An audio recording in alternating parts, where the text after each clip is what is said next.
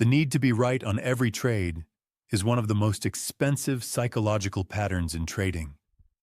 Not because being right is bad, but because the need to be right distorts your behavior in ways that turn small losses into large ones and cut your winners short before they've had a chance to run. When you need to be right, you hold losing trades too long because closing the position means admitting you were wrong, and your ego would rather watch a small loss become a large one than accept the discomfort of being incorrect. So you hope, you rationalize, you move your stop, anything to avoid the moment of admission that your prediction didn't work out. When you need to be right, you close winning trades too early because profit proves you were right, and you want to lock in that validation before the market can take it away. So you grab small gains that would have become large gains if you'd let them run, sacrificing the winners your system needs to compensate for the inevitable losers.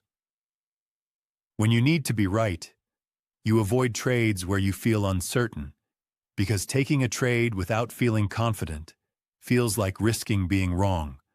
So you skip valid setups waiting for certainty that never comes, watching opportunities pass while you protect your ego from potential wrongness.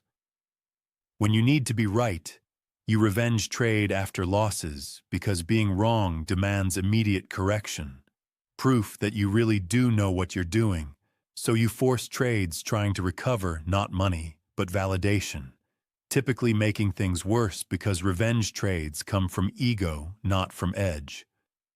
The need to be right transforms trading from a probability game into an identity game, where every trade becomes a test of your intelligence, your analysis skills, your worth as a trader, and the emotional stakes become so high that executing your system cleanly becomes impossible.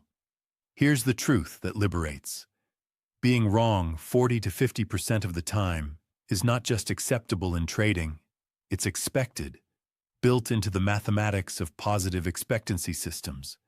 And a trader who is wrong on every other trade can still be highly profitable if their winners are larger than their losers.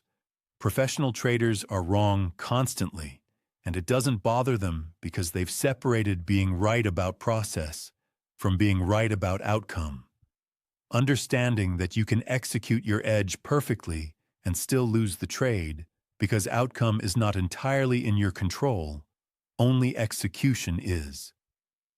The reframe that changes everything.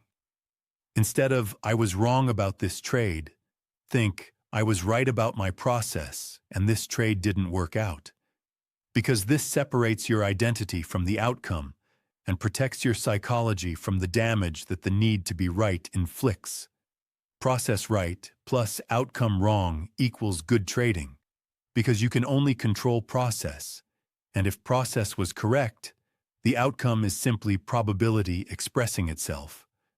While process wrong plus outcome right equals bad trading regardless of profit, because you got lucky, and luck doesn't compound. When you release the need to be right, something interesting happens. You cut losses faster because there's no ego protecting the position. You let winners run because you don't need to lock in validation. You take valid setups regardless of certainty level, and you stop revenge trading because there's nothing to prove. The need to be right is trying to protect you from a threat that doesn't exist the way your ego perceives it. Being wrong about a trade is not evidence of stupidity, not proof of inadequacy, not a reflection of your worth. It's the statistical cost of playing a game where no one can be right all the time. Your implementation after your next loss. Practice saying, "I was right about my process. This trade didn't work out. Being wrong about the outcome is expected." And notice whether this reframe changes the emotional impact of the loss. Because releasing the need to be right releases most of the psychological pain that makes trading hard. The need to be right is costing you money directly through distorted behavior and indirectly through psychological suffering that degrades your execution over time, and releasing this need might be the single most profitable psychological shift you can make.